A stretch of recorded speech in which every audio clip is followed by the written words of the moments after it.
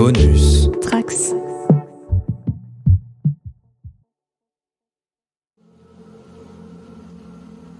Salut à tous et bienvenue dans ce nouvel épisode de Ripples from Carcosa pour la partie de Herald of the Yellow King. Donc j'espère que cette fois-ci ça va être la fin et que nos aventuriers vont quand même arriver au bout de ce scénario.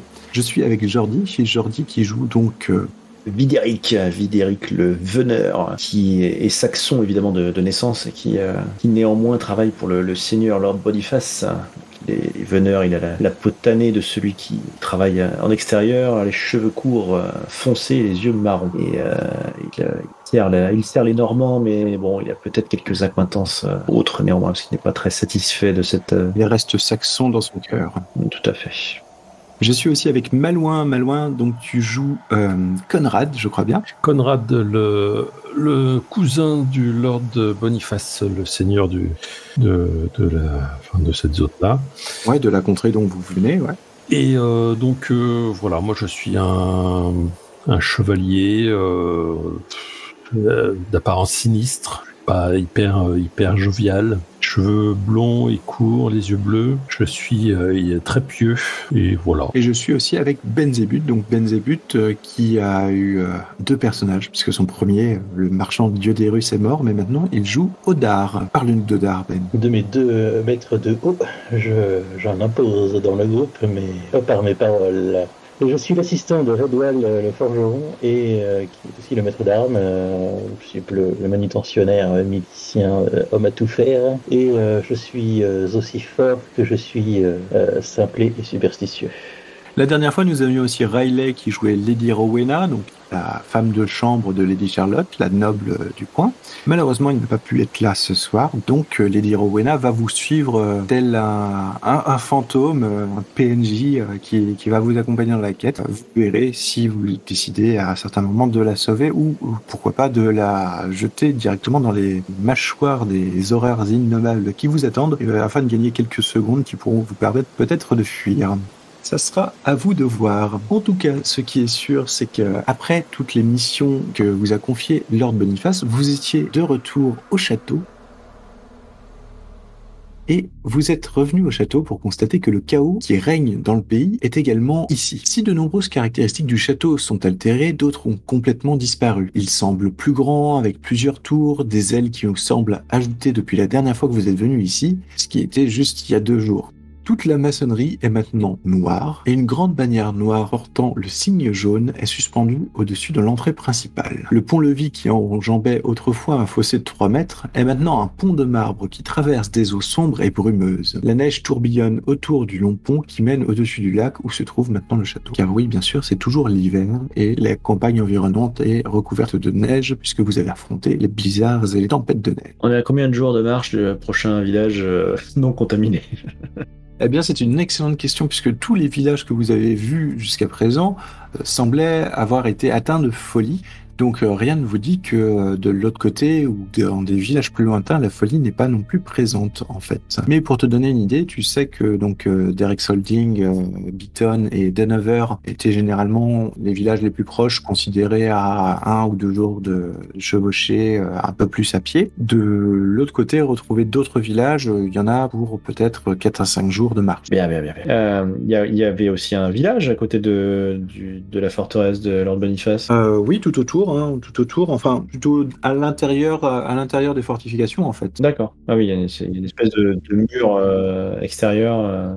Tout à fait. D'accord. Et là, les fortifications ont l'air d'avoir été renforcées, puisqu'effectivement le château était sur un petit surplomb, une petite colline en fait. Et là, les murs de maçonnerie noire vous semblent bien étranges par rapport au château de Lord Boniface que vous connaissez. De toute façon, il n'y a qu'une seule entrée, c'est par le pont en marbre, là. Tout à fait. Bien. Conrad, c'est peut-être le moment de nous annoncer, non ? Je ne sais pas. Je ne suis pas sûr qu'on nous accueille à bras ouverts. De crier notre présence à la porte, tu veux dire ? La porte est fermée ? La herse est relevée, il n'y a plus de pont-levis puisque c'est transformé en un gigantesque pont de marbre qui traverse une rivière d'eau sombre et brumeuse qui semble beaucoup plus large que les 3 pauvres mètres du fossé que vous connaissiez. Et tout autour de vous, à part le bruit de l'eau et le bruit d'amas de neige qui tombe de temps en temps à cause du poids, tout est extrêmement silencieux. Est-ce que c'est parce qu'il n'y a aucun signe de vie ou est-ce que c'est le tapis de neige qui absorbe tous les sons? Ça, c'est plus compliqué à dire. En tout cas, ce qui est sûr, c'est que le silence règne tout autour et vous n'entendez pratiquement que la rivière qui coule sous le gigantesque pont. Que faites-vous? Moi, je vais encocher une flèche déjà, parce que je me sens pas rassuré. Moi, je vais manger un peu de neige parce que j'ai soif. Je mets la main sur sur la poignée de mon épée et j'avance en montrant bien mes couleurs en fait. Ok. On sait qu'on a affaire à un individu qui change les autres par la parole. Est-ce que on n'aurait pas un moyen simple de se prémunir de ce genre de choses, même si De s'assourdir. ouais. Après, le problème c'est qu'on va avoir l'air malin pour se parler, mais bon. C'est une possibilité. Hein. Vous pouvez trouver quelque chose effectivement qui puisse vous aider là-dessus. Si vous avez des idées. Morceaux de pain, de la mie de pain dans les oreilles. Ouais, avec les dernières rations qui vous restent, par exemple, vous pouvez effectivement faire ça. Qu'est-ce que vous en pensez? Ouais, ça va être un peu plus délicat pour se parler. Bonne mais, idée, parce qu'effectivement, a priori, la vieille Esther avait pas été touchée. Après, il y a qu'à de 9h qu'on savait que c'était le champ. Après, on sait pas trop sur les autres villages ce qu'il y a. Le champ ou l'histoire, oui, non, mais c'est sûr. Hein, mais... Effectivement, ça pourrait protéger d'une partie du problème si on se retrouve face à un problème de ce... Ouais, après, forcément, ça va être compliqué de parler aux gens, mais bon, ouais, je le fais en tout cas. D'accord, toi tu t'enfonces de la mie de pain dans les oreilles. Que j'ai préalablement, évidemment, roulé pour augmenter sa résistance phonique. Cette densité. Conrad, fais-tu ceci aussi? Oui, je fais ça aussi, oui. Je pense que c'est une bonne idée. Et Odar, toi, en voyant tes camarades se mettre des boulettes de pain dans les oreilles, tu les imites ou Oui, je comprends pas trop pourquoi, mais je les imite. Suite à ça, donc, Conrad, tu disais que tu commençais à t'avancer prudemment, la main sur l'épée sur le pont. Oui, tout à fait. Et puis par contre, voilà, je montre bien les couleurs de si j'ai un blason sur ma surcote. Tu es sans doute équipé du blason de Lord Boniface. Je vais te demander par contre de me faire un petit jet de sagesse, s'il te plaît. Moi, je vais le suivre à quelques mètres derrière et donc aux aguets, flèche encochée, prêt à faire feu de tout bois. Oh punaise. Oui.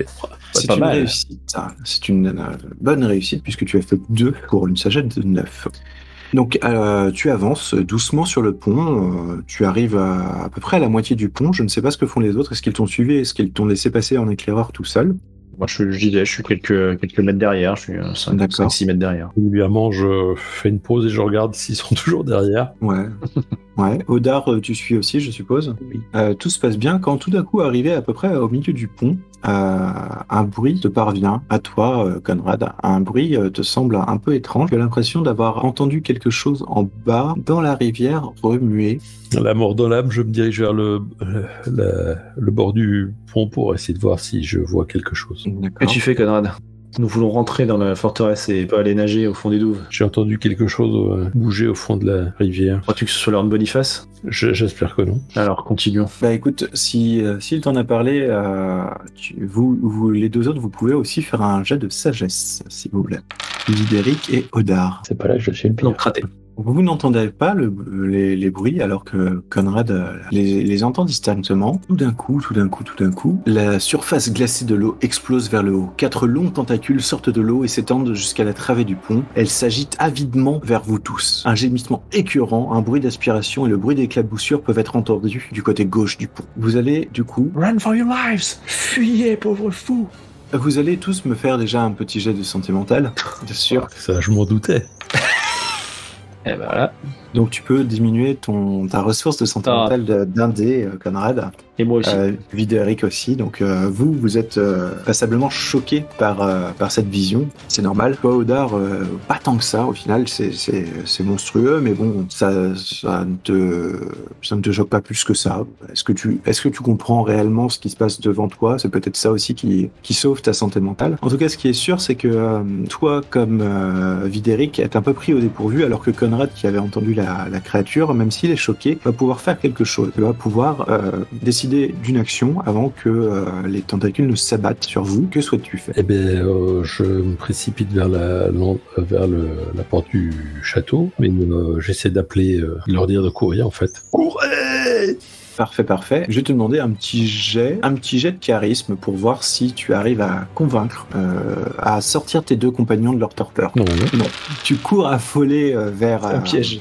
Tu cours affolé vers la porte du château, vers la herse du château pour te mettre à l'abri, alors que les tentacules se projettent vers tes deux camarades qui sont restés sur le pont. Rowena, bien sûr, t'ayant suivi, parce que Rowena a un instinct de survie très poussé en tant que PNJ. Je vais vous demander à vous deux, Videric et Odar, ce que vous comptez faire. Est-ce que vous comptez essayer d'esquiver, de parer ces énormes tentacules qui foncent vers vous, ou est-ce que vous essayez de faire autre chose? Dites-moi. Je vais essayer d'esquiver personnellement. D'accord. Peut-être en avançant vers le parapet en fait, plutôt qu'en essayant de reculer pour laisser plus de marge à ces saloperies de tentacules. Je vais plutôt avancer pour qu'elles soient bloquées par le parapet en fait. Un petit jet.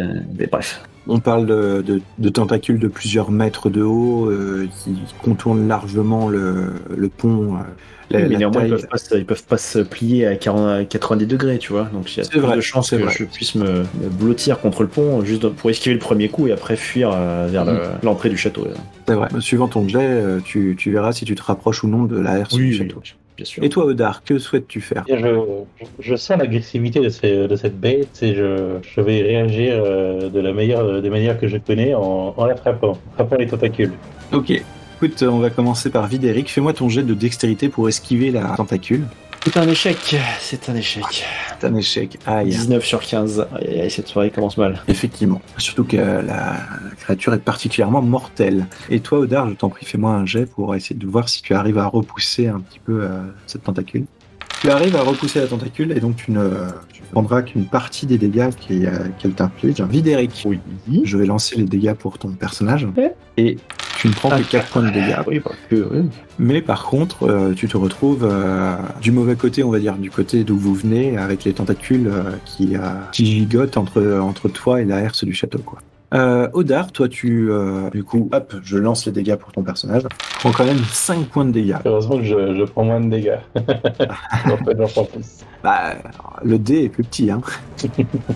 Par contre, le choc te projette vers la herse et tu n'es plus qu'à quelques mètres de rejoindre Conrad qui semble à l'abri derrière la herse. Que faites-vous, du coup? Et moi, du coup, je suis hors de portée, mais du mauvais côté, ou je suis quand même encore sujet aux attaques?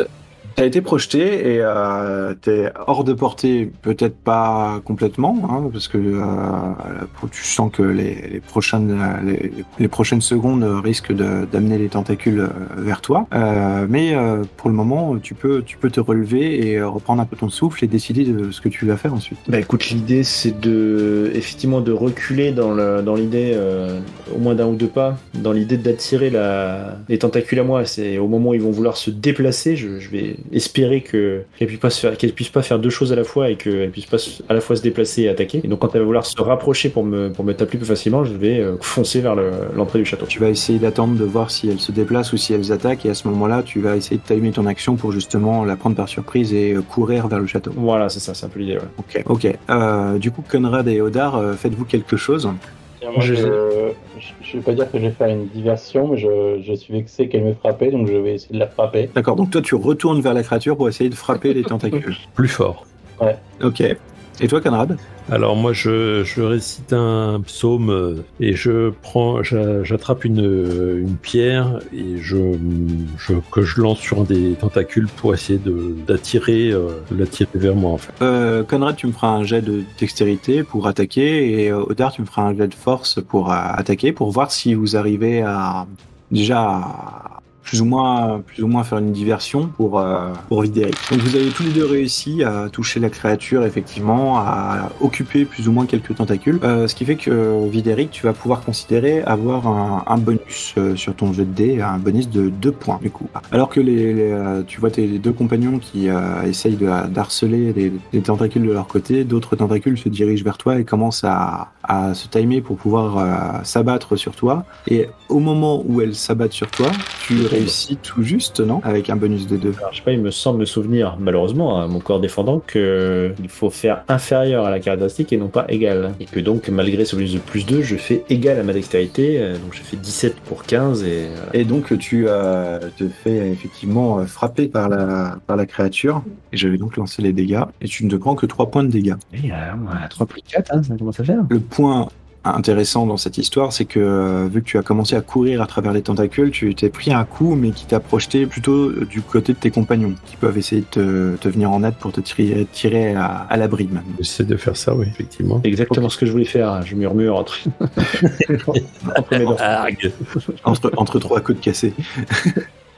Malouin, vas-y, fais-moi un jet de force pour voir si tu arrives à le tracter de manière simple. Et sans aucun problème, tu arrives à tirer Vidéric près de toi et vous repassez tous les deux la herse. Odar, que fais-tu? Odar, rejoins-nous. Je recule avec les autres parce que je me rends compte du peu d'efficacité que j'ai. Du coup, à peine la herse passée pour vous, elle se ferme et vous entendez comme un cri qui vient de l'extérieur, un cri horrible.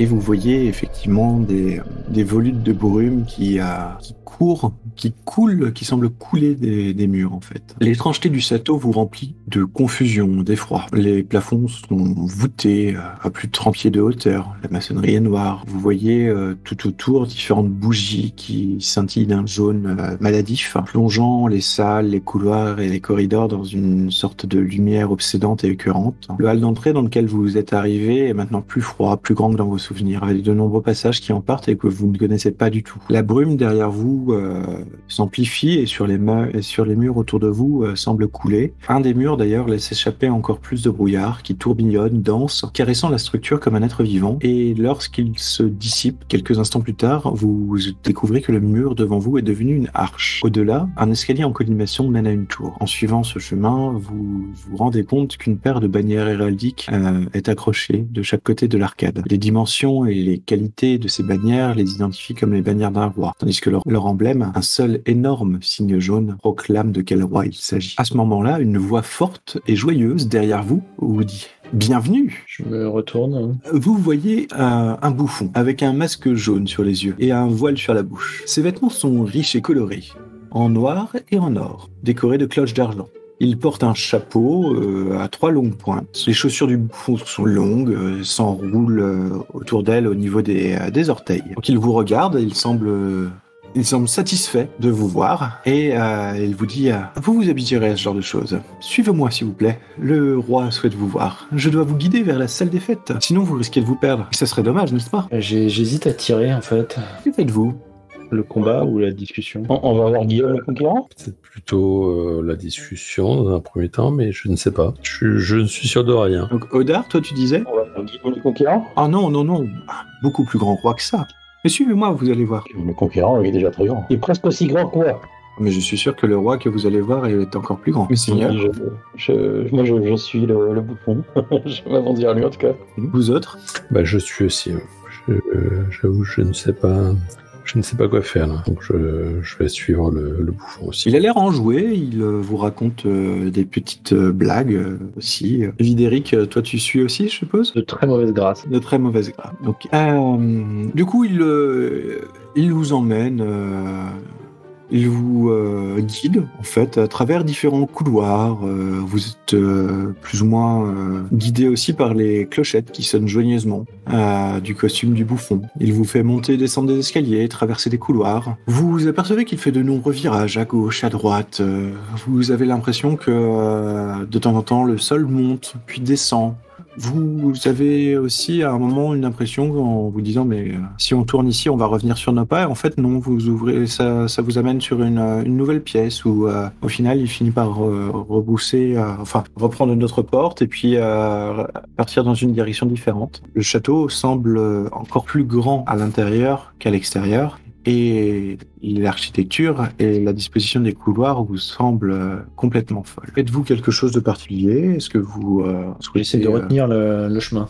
Alors, tu commences effectivement à retenir le chemin en 5 minutes facile, 10 minutes facile, ça va. Un quart d'heure, ça commence à faire... C'est un quart d'heure qu'on marche.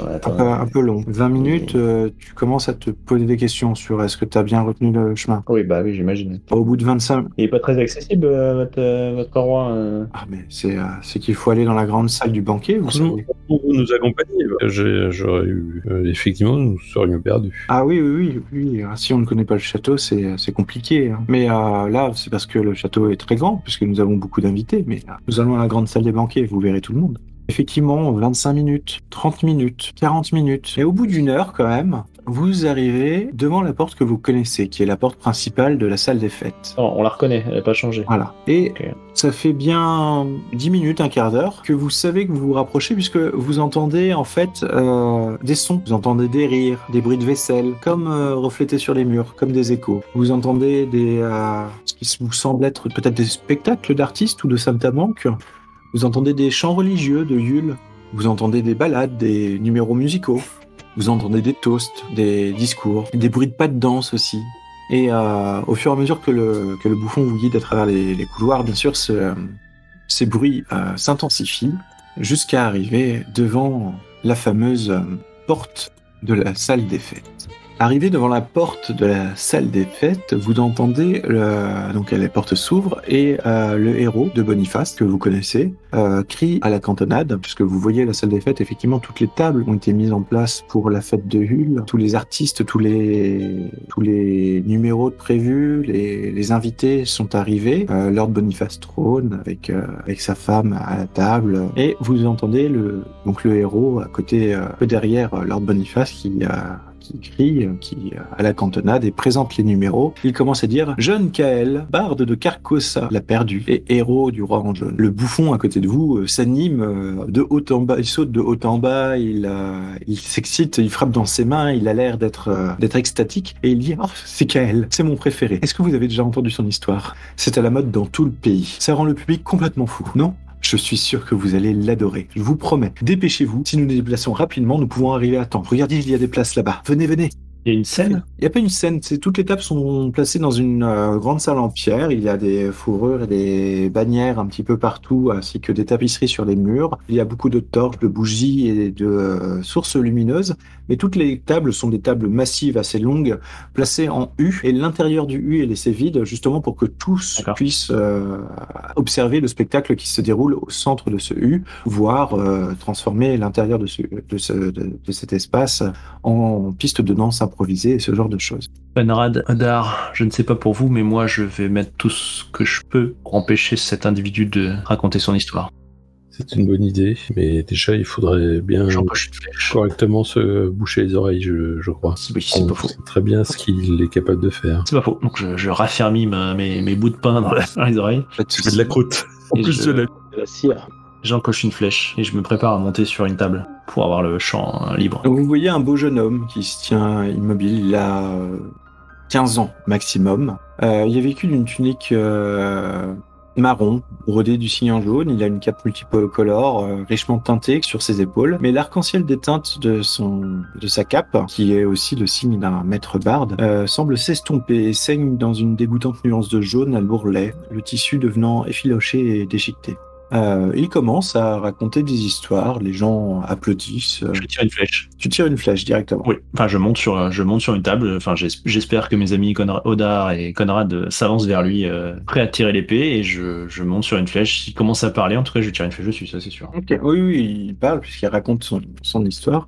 Donc je crie, le Kael, le maître barde, vient assassiner Lord Boniface, et je tire une flèche. Eh bien, fais-moi un petit jet de dextérité, s'il te plaît. Ouais. Que ce soit un peu meilleur que mes jets jusqu'à maintenant. 13 sur 15. Bon, c'est pas ouf, mais c'est néanmoins réussi. La flèche part et se dirige droit vers Kael. Quand le bouffon, en fait, s'interpose, prend la flèche à sa place et tombe comme si c'était une marionnette et dont on venait couper les fils, et il s'effondre au sol directement. Je ne baisse pas les bras et j'encoche une deuxième flèche, prêt à faire feu à nouveau. Alors que tu cherches dans ton carquois les flèches, tu aperçois le bouffon derrière toi avec tes flèches à la main. Messire, laissez-le raconter son histoire, elle est magnifique. Je lui saute dessus pour lui choper les flèches. D'accord, ok. Donc fais-moi un petit jeu. Non, tu y arrives, hein. De toute façon, il se défend pas vraiment, tu lui sautes dessus, tu as l'impression, en fait, de juste tenir des vêtements, et quand tu regardes un petit peu ce qui est par terre, tu vois qu'effectivement, il n'y a pas de corps, il y a juste des vêtements et des espèces de tissus jaunes, de sortes de chiffons jaunes sales et déchiquetés, et qui commencent tous à se disperser en une sorte de brume. Tu as le droit de me faire un petit jet de santé mentale. Bien, c'est déjà bien descendu. Hop, 6 sur 6. Ouf, ça va. Comment réagissent les gens autour de me voir tirer une flèche et de voir me battre C'est brièvement, comme ouais. s'ils ne t'avaient pas vu, en fait. Ok, ils sont déjà sous l'emprise. Très bien. Vous entendez la voix de Kael pendant ce temps-là qui dit écoutez-moi maintenant, hôtes rassemblés, alors que je vous raconte une histoire de tristesse, de beauté et de perte. Je raconte maintenant l'histoire qui ne devrait pas être racontée, l'histoire de celui qui ne devrait pas être nommé. Je parle maintenant de l'histoire de Carcosa, la perdue, et de la venue du rang jaune. La foule devient complètement silencieuse.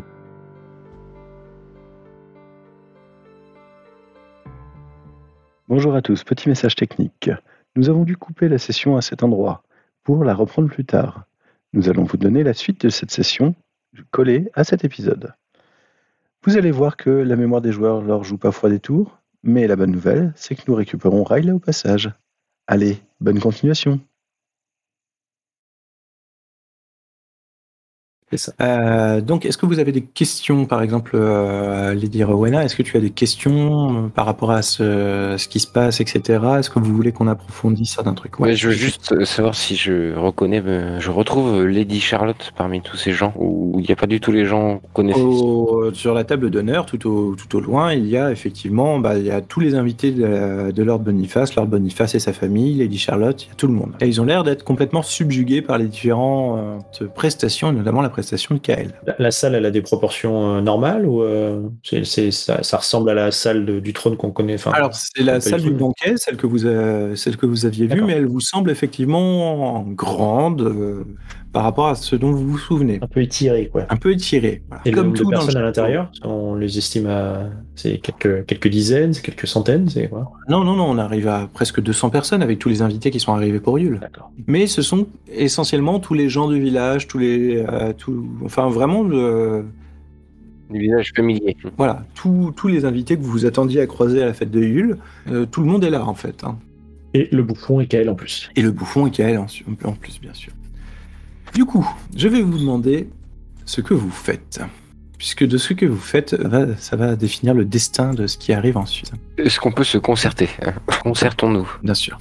Donc vous aviez vu effectivement Videric tirer une flèche sur Kael. T'as tiré direct, Videric, bien sûr. Ah bah oui, moi je voulais pas qu'il commence à raconter son histoire, parce que j'ai bien compris que ça allait poser problème. Alors si, juste le petit truc qu'on a oublié de dire aussi, je pense que c'est complètement inutile, mais néanmoins on l'a fait, on s'est foutu de la bourre, du tissu, du coton dans les oreilles. Je sais plus si c'était un truc genre de la mie de pain ou du... J'avais peut-être bien de la mie de pain, ouais, c'est ça. Je sais plus. Ou de la cire, il y avait plein de bougies aussi. Enfin, il y a plein de bougies qui illuminent les couloirs, donc peut-être que si c'était avec de la cire. Enfin, bref, effectivement, vous êtes bouché les oreilles. Donc voilà, moi j'aimerais bien récupérer mes flèches, hein, parce que sans ça je suis un petit peu cul nu, mais... Mais là, à partir du moment où il a tiré, est-ce que la foule nous regarde ou... Pas du tout, il semble complètement subjugué par Kael. D'accord. Tout le monde semble complètement subjugué par Kael, sauf vous et le bouffon qui commence qui a couru dans la foule et qui commence à jongler avec les flèches tout en courant. Ok, moi je dis aux autres, Vas-y. il faut qu'on les réveille. Il faut les sortir de là. Mais en fait, c'est qu'en se faisant Kael que je pense qu'on y arrivera. Hein, tu crois?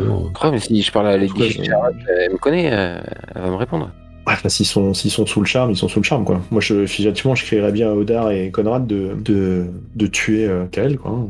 Ouais. Pendant que je chope le bouffon, peut-être avec l'aide de Lady Rowena, si elle veut bien m'aider. Oui. Moi, je partirais sur un plan un peu agressif comme ça, quoi. Je pense que je vais essayer de dégager l'accès jusqu'à Kael en fonçant avec mon bouclier et en poussant les gens. Il n'y a pas de gens particulièrement autour de Kael. Kael, il y a des grandes tables qui sont placées comme un U. Plein de gens autour des tables et Kael au milieu en train de compter. D'accord, donc l'accès est relativement aisé. Tout à fait. Bah, allons-y. Hein. Alors, dites-moi exactement qui fait quoi et dans quel but. Donc, moi, je fonce sur le bouffon dans l'idée de rechoper mes flèches. D'accord. On est d'accord que Kael, il parle comme ça, il a pas de livre, il a pas de... Non, il parle comme ça, il raconte. Un conteur, très bien. Moi, je vais aider du coup Videric, mais j'empile avant le masque de cuir jaune que j'avais trouvé. Ok, il n'y a aucun souci, donc tu vas aider Videric pour choper le bouffon et les flèches, ok? Poignard à la main. Ok. Et je me précipite sur Kael. Ok. Dans le but de... épée au clair, dans le but de le frapper. Parfait. De provoquer une hémorragie dont la finalité sera la mort. Et du coup, Odar, que fais-tu toi? Tu fonces aussi vers Kael avec ton... Oui, je Je sais pas si je peux faire un truc sympa, mais voilà, l'idée c'est de l'interrompre, l'empêcher de chanter, donc Il raconte une histoire, il chante pas réellement. je sais pas si je peux le plaquer, enfin en tout cas Si, on va pouvoir faire. Je relisais, mais en fait, il y a oui.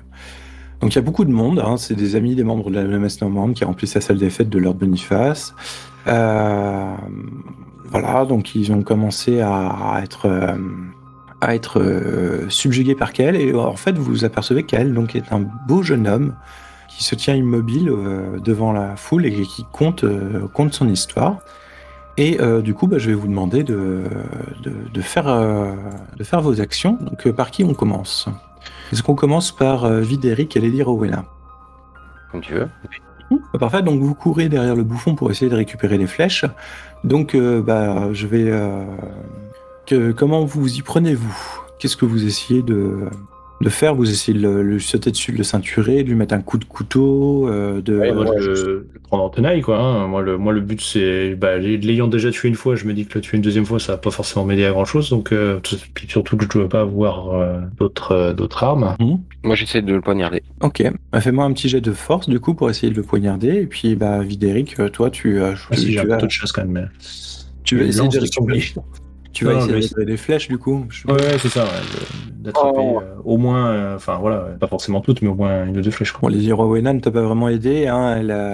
Elle court après le bouffon, un couteau à la main, et lui esquive en riant et en disant « Ah, le roi arrive !» Mais tu peux faire un jet de Dex, Videric, pour essayer de lui voler une flèche au passage. C'est un 13 sur 15, c'est réussi. 13. Donc tu as récupéré une de tes flèches. Conrad, Odar, donc vous foncez vers Kael. Donc dites-moi ce que vous essayez de faire. Est-ce que vous essayez de lui mettre un coup d'épée? Est-ce que vous essayez de le ceinturer? Est-ce que vous essayez de le faire taire ou ce genre de choses? Je ne sais pas, dites-moi. Non, moi c'est vraiment le coup d'épée dans le but de l'hémorragie, tout ça. Ah bah écoute, lance-moi ton petit jet de force. Et toi, Odar? Ouais, je vais rester sur le plaqué au sol. D'accord. Est-ce que t'es le plaqué au sol pour éviter qu'il se prenne un coup d'épée ou pour l'interrompre? S'il se prend un coup d'épée, tu fais quoi? Je le ceinture et je mets son corps vers vers mon collègue. Oui, donc ouais. Ok, donc tu arrives effectivement à le bloquer et Conrad lui donne un grand coup d'épée. Et là, vous voyez donc le beau jeune homme qui était Kael qui s'effondre et qui dit le chêne, tout ce que je voulais, c'était des excuses pour le chêne. Ils ont dit que qu'ils ne l'abattraient pas. Et il s'effondre, répandant son sang par terre.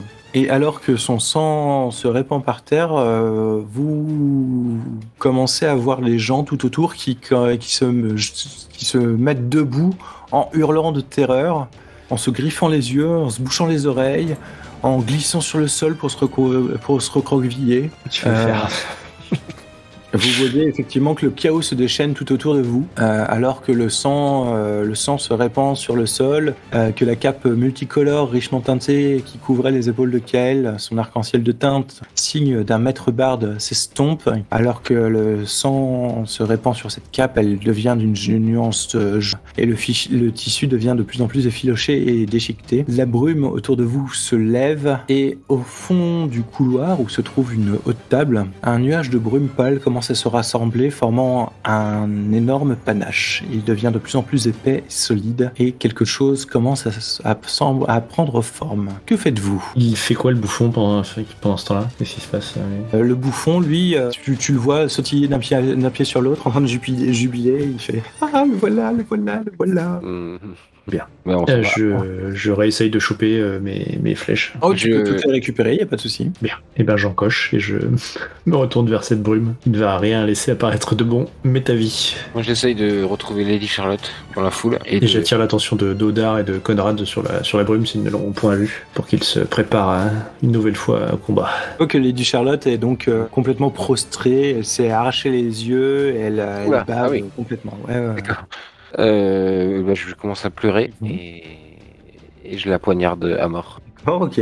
pour abréger ses souffrances. Ok. Donc Odar, Conrad, Vidéric vous fait un signe vers l'énorme forme brumeuse qui commence à devenir de plus en plus solide, de plus en plus grande, énorme même, et qui commence à se déplacer. Que faites-vous donc du coup, Odar et Conrad? La brume est toujours brume, donc. Oui, mais elle prend de plus en plus forme, mais une forme étrange. La salle, on est toujours dans une salle. On n'est pas Toujours. dans une espèce de... Toujours, et à peu près à l'opposé de vous, en fait, la brume se déplace et commence à arriver vers les tables des invités. Il y a des chevaliers, il y a d'autres hommes d'armes, de manière générale, dans la salle. Certains se sont suicidés, d'autres sont prostrés par terre, d'autres hurlent à la mort, et ils ont l'air d'avoir tous perdu l'esprit. Tant que le truc n'aura pas pris forme, j'essaierai quand même de les invectiver pour leur donner du courage et leur demander de venir nous aider. Relevez-vous, hardi chevalier de Lord Boniface. L'heure est venue de mériter votre place. Conrad, Odar, que faites-vous? Moi, j'essaie de garder un œil sur la brume et je fouille le cadavre de Kel. Tu ne trouves rien de spécial sur son cadavre. Odar? Moi, je vais jeter ce que je trouve, une lanterne ou une torche sur la forme brumeuse. D'accord, tu lances, ça passe à moitié à travers et ça s'éteint ensuite.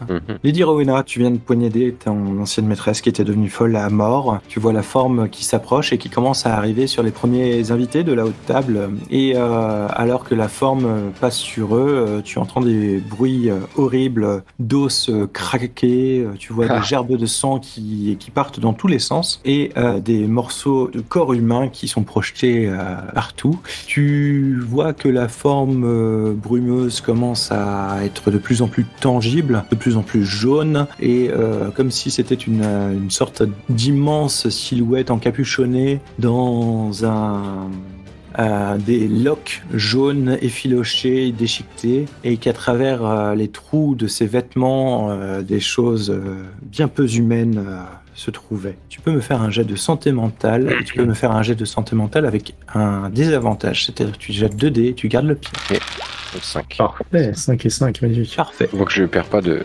Non, tu ne perds pas 2 dés. Par contre, tu es passablement quand même choqué et tu vois quand même du sang. Que fais-tu? Je recule en hurlant. D'accord. Et je crie à mes camarades qu'il faut absolument fuir. C'est l'enfer qui arrive, c'est Satan. Le diable est parmi nous. Alors notre foi le repoussera. Vidéric, que fais-tu du coup? Du coup, j'encoche une flèche, prêt à tirer dès que je vois une forme plus solide. Et je continue d'invectiver en criant à tous les porteurs de foi de se tourner face à cette abomination. Alors tu vois effectivement la forme qui devient un peu plus solide. Tu vois aussi le spectacle de cette forme qui déchiquette, broie et écrase les formes humaines de la haute table où se trouvaient donc là, les nobles et autres. Tu peux me faire un petit jet de santé mentale toi aussi. Donc pareil avec un désavantage. Il y a un truc pour faire, non? Faut juste lancer 2 fois. Oui. Lance 2 fois. Bon, ça, c'était pas la peine de lancer une deuxième fois. C'est un échec. Tu passes à 4 et surtout tu as l'impression d'avoir vu à travers les oripeaux jaunes que porte cette silhouette des choses qui ne sont pas du tout humaines.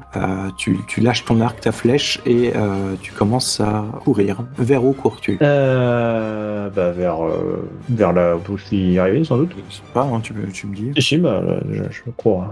J'essaie de fuir le château. En tout cas, cette salle. Ok. Odar et Conrad, que faites-vous? Moi, je me dis que je commence à me dire qu'il va falloir que j'essaie de voir s'il y a des torches, des choses qui peuvent foutre le feu au bâtiment, en fait. Alors, tu as vu Odar lancer une torche dans la brume. La torche est éteinte. Oui, mais... Mais il y a des torches partout sur les murs si tu souhaites brûler les tables et autres. J'essaie de faire ça. Ouais. Donc, tu commences à mettre le feu, pas de problème. Ok. Et toi, Odar?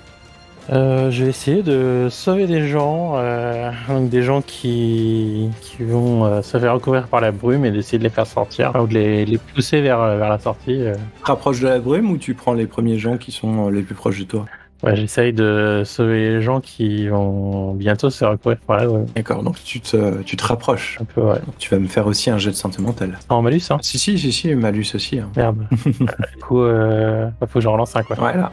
Donc alors que tu te précipitais pour aider les gens, tu te retrouves recouvert de sang et de tripes et dans tes mains se trouve maintenant la tête de Redwall, le forgeron qui était aussi la figure paternelle que tu avais, et tu te mets à hurler et à courir. Vers où cours-tu ? Avec moi, on va faire une contre-soirée. Tu peux aussi hurler de rage et courir sus à la chose brumeuse. Oui, bien sûr, fais ça. Non, je vais rejoindre mes amis. Vidéric qui court. Moi aussi, je me mets à courir.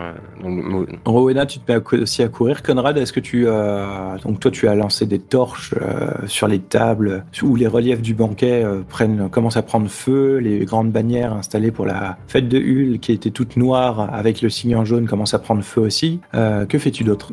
Je suis le mouvement. D'accord. Donc là, je vais vous demander à tous de faire un jet de volonté, mais de faire en dessous de la moitié de votre volonté. Voilà. D'accord. Voilà, volonté. Donc on est chou donc. Volonté, c'est le wisdom, c'est la sagesse ? Oui, c'est ça. Ouais. J'ai 10. Et on doit faire quoi ? La moitié de notre volonté. Oh punaise, j'ai réussi. 2 sur 9, donc enfin 2 sur 4,5. J'ai bien échoué. Moi aussi. Conrad a réussi aussi. Ouais, j'ai réussi aussi.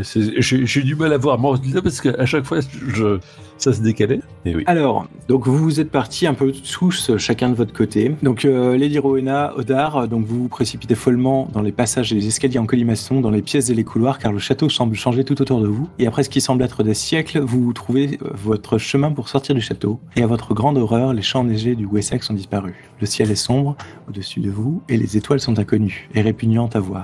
Des lunes jumelles vous contemplent alors que vous vous tenez dans la rue pavée d'une énorme ville faite de pierres noires. Une brume s'élève d'un lac sombre et menaçant alors que le souvenir du conte du barde vous hante. Vous réalisez que ce ne peut être qu'un seul endroit. La ville au bord du lac Ali, votre nouvelle demeure où le roi en jaune règne pour l'éternité, Carcosa l'a perdu. Et vous, de votre côté, du coup, Vidéric et Conrad, vous êtes aussi précipités follement dans les passages et les escaliers en colimaçon et dans les pièces et les couloirs. Le château aussi semblait changer tout autour de vous, et soudain vous avez trouvé une porte familière, une sortie du château, et vous courez à l'extérieur et vous vous retrouvez dans l'obscurité, tombant sans un bruit. À un moment, avec un bruit sourd, vous vous retrouvez allongé dans un champ enneigé. Lentement, debout, vous vous retrouvez dans un endroit inconnu. Le château du Seigneur Boniface a disparu et vous ne reconnaissez plus rien autour de vous. En errant, vous trouvez un village où vous apprenez que vous êtes dans un fief voisin. Lorsque les villageois vous demandent d'où vous venez, vos réponses provoquent des regards nerveux et des regards de confusion. Personne ici, ni nulle part ailleurs où vous voyagez, n'a jamais entendu parler de Sherborne. C'est comme si elle avait été coupée du monde, comme une tache pourrie sur une pomme. Pour le reste de vos jours, vous vivez comme des ermites et des parias, chassés d'un endroit à l'autre par ceux qui vous considèrent comme des fous. Vers la fin, vous vous demandez si vous n'êtes pas fou et si les derniers jours cauchemardesques de Sherborne ne sont que le fantasme de votre esprit enfiévré. Et voilà la fin donc de cette partie Herald of the Yellow King. Voilà. Volume 2. Volume 2, ouais. Donc la volume 2 de Ripples from Carcosa et donc c'est la fin du scénario Herald of the Yellow King. J'ai une toute petite question quand même. Bien si sûr. on retourne sur les terres de Sherborne, et il n'y a rien ou il y a autre chose ? Il y a rien. Il n'y a rien. En fait, il n'y a pas d'habitation, quoi. Enfin, non. On doit reconnaître éventuellement le paysage, mais Même pas en fait. Vous reconnaissez même pas le paysage. D'accord. Ok. Moi j'ai une question aussi. Est-ce que du coup à Carcosa on peut s'installer ou Nouvelle. monter un business Je pense qu'avec Odar on va se marier peut-être. Carcosa c'est compliqué. Hein. Carcosa c'est un peu. Disons c'est que l'enfer, c'est une sorte. c'est une sorte d'enfer. Vous survivez à très très longtemps. D'accord. Ou alors vous survivez très très très longtemps et c'est pas mieux. C'est pire. Poursuivi par un fou. Non, excusez-moi d'avoir inversé les deux paragraphes, c'est parce que j'ai un troisième paragraphe au cas où quelqu'un faisait un 20 sur le jet. Ah, oulala. Et si jamais on l'avait chargé pour essayer de taper les brumes, j'imagine qu'on mourrait. Ah mort, ouais. Oui. Non, oui, il n'y avait pas de. grand-chose, c'était... En fait, on a zéro chance quoi. Non, la bataille, c'est zéro chance. La fuite, il y avait une chance, effectivement, mais c'était très difficile. On a quand même 2 sur 4, c'est plutôt pas mal du coup. Ouais. C'est clair. Hein. Surtout avec des scores entre 9 et 11. C'est ça, c'est les jets de dés qu'il fallait pas rater. Il y en avait eu beaucoup ce soir, mais du coup, il fallait pas les rater. Il y avait une autre option qui était effectivement de ne pas tuer Kael, mais de lui présenter la lettre d'excuse. Ah, il a arrêté tout. En fait, c'était plus que ça, c'est qu'il vous aidait à défaire ce qu'il avait fait. Ah ouais, donc on gagne entre guillemets, quoi. Enfin, Alors, Bah, par contre, là, moi, là, il y en a ce bar, j'avais pas du tout compris que le barde en question, c'était le mec à qui on devait présenter les excuses, hein, très clairement. Oui, j'étais pas non plus. là, c'était le même prénom. Ah oui, Mais avant ce soir, j'avais pas compris. Enfin, c'est parce oui, qu'on d'accord, a- ok. soit le prénom, je l'avais pas capté ou j'avais pas fait le lien, ou enfin, j'en sais rien. Mais en tout cas, grâce au résumé, c'est seulement grâce au résumé de ce soir que j'ai compris que le mec qu'on avait en face de nous, c'était celui à qui on devait normalement présenter les excuses. À la Après, base, à Derek Solding. Ah, ouais, ouais. On a mis du temps à finir ce scénario. Moi, j'avais oublié. Ouais. mais après, Ouais, bah, c'est ça. après l'ignoble boucherie qu'il a fait, je vois pas trop qui. Ouais, j'avoue que mon premier réflexe, c'était pas non Ah, plus oui. une excuse. Ouais, Ah ouais, non, bien sûr. Mais bon. Non, mais voilà, il y avait d'autres façons de faire, c'est tout. Ouais. Après, j'ai quand même compris quand on l'a tué qu'effectivement, il y avait autre chose. Il l'a dit. Oui. On aurait peut-être pu discuter, mais bon. Et du coup, alors, si on avait fait 20, il se passait quoi? Tu veux nous le dire ou... Ouais, je peux vous le dire. Vous vous précipitez follement dans les passages et les escaliers en colimaçon, dans les pièces et les couloirs, car le château semble changer tout autour de vous. Jusqu'ici, ça vous semble assez Oui, ça Familier. change pas trop. Voilà. Alors que vous traversez une pièce pour vous rendre à une porte, celle-ci s'ouvre soudainement. Une silhouette vêtue d'une robe de chiffon jaune en lambeaux et portant un masque pâle glisse vers vous. Vous criez alors que des vagues de menaces, de terreur et de désespoir vous envahissent. Et donc là, tu rentres en combat avec Laura en jaune. Ah oui. Et donc Oui, tu meurs. d'accord. Et donc tu meurs. Donc, ça Et va donc très tu vite. meurs. Voilà, c'est ça. En gros, la bataille, c'est les redoutables pouvoirs du roi en jaune s'avèrent trop pour vous. Au fur et à mesure que les cris s'éloignent du château, Sherborne s'éloigne aussi des réalités terrestres. À l'aube, le château, le fief et tout le souvenir humain de celui-ci ont disparu. Tout ce que le fief a toujours été est absorbé dans Carcosa. Derrière le masque pâle, le roi en jaune sourit, heureux de la nouvelle addition à ce domaine. Mais bon, il y a eu des survivants, des gens qui ont survécu. C'est pas mal. Ça veut dire que... Il faut pour que nos descendants puissent faire le troisième. Ah, mais troisième peut-être que vous aviez d'autres descendants, peut-être que vous n'êtes pas enfant unique de votre famille, peut-être que Et c'est on la est- branche. Non, je peux pas le savoir. Moi et Conrad, Vidéric et Conrad vont faire des enfants et ainsi l'un avec l'autre. L'un avec l'autre. Ouais. Ça va être un peu spécial, mais bon, c'est comme Mais ça. c'est pas dit qu'on ait des descendants. Non, on l'avait évoqué, je crois. Mais... Ouais, mais je veux dire, dans le scénario de base, c'est écrit qu'on ait des descendants. Non. Non. Par contre, vous avez eu, en voyant le signe en jaune, vous avez tous eu un flash Exact. des vies des personnages que vous avez joués pendant l'Empire romain. Ouais. Donc c'est ça la seule piste que vous avez. Vous savez pas si vous êtes des descendants, si c'est d'autres choses, etc. Je crois que j'ai préféré la partie romaine, finalement. Et les autres, non? Vous en pensez Ah, quoi bon, j'ai bien aimé cela aussi. Ouais. Ouais, c'était sympa aussi. Après, le problème, c'est que c'était plus décousu à cause de Ouais. nos agendas, quoi. Mais C'était plus long. C'était 2 fois plus long, je pense aussi. c'était certainement plus long, oui, effectivement. Je retournerai sans doute au système des 100 pour la dernière partie. Au final, je suis plus à l'aise avec, et puis il y a trop de jonglage à faire de transcription d'un système à l'autre, sachant que j'ai déjà toute la traduction du scénario à faire. Enfin, je rigole, mais j'ai pas de souci que ça. Pour ce scénario-là, vu qu'il a été écrit dans ce système-là, je me sens plus à l'aise avec le dessin, en fait. Ok. Je pense que le système Cthulhu-Hack peut très bien marcher pour certains trucs, mais limite plus pour du Cthulhu moderne, j'ai envie de dire. Un peu comme ce qu'on avait fait avec toi, Riley. Et Yann, tout à fait. Ouais, c'était très bien passé. D'ailleurs. Ouais, c'était assez sympathique. Il y avait eu, ça s'était bien goupillé, mais c'est vrai que là, je pense que ouais, moi, je retournerai sur le dessin. Et la troisième partie, c'est dans l'espace, du coup? Eh bien, écoute, vous allez le découvrir. Ah, tu dis pas. Ok, d'accord. Alors, je ne dis rien, Mais je crois que c'est dans l'espace, quand même. Ah, c'est possible. Et que c'est dans le futur, c'est ce que je l'avais dit, mais dans l'espace. Ah oui, mais c'est trois temps différents. À chaque fois, il y a du temps entre chaque scénario, donc c'est sûr que ça sera dans le futur par rapport aux années 1000 de Sherborne. Mais en tout cas, c'est pas les années 20, hein, il me semble. Bon. Non, ça sera pas les années 20. Non, ça sera plus original que les années 20. C'est ce que j'ai bien aimé dans cette campagne de 3 scénarios, c'est que les 3 périodes proposées, je trouve assez originales, et ça change vraiment du Cthulhu classique, ce qui permet de faire d'autres choses, et ce qui est assez sympa. Puis comme je sais qu'il y a des gens à la table qui sont pas forcément ultra fans du Cthulhu classique, ça m'a permis de les faire venir, n'est-ce pas, Jordi? Pour moi, les pires années, les années démoniaques, c'est les années Mitterrand. C'est ça le troisième scénario. Pour avoir revu des trucs les cathos bourgeois, ils croyaient vraiment ça, quoi. C'était la folie, quoi. Ça vous a plu quand même si c'était un peu court, etc. Mais bon, ça allait. Ouais. Ah bah oui, Et du coup, dernière question, d'ailleurs, ce bouffon là, c'est du coup un héros de ce. Enfin, on en saura peut-être plus tard, je ne sais pas. Le bouffon, c'est le bouffon du roi jaune. Ouais. Roi jaune. Merci de nous avoir écoutés. Si vous avez aimé cet épisode, n'hésitez pas à le partager et à commenter. Et retrouvez tous nos épisodes sur jdracademy.com. Salut!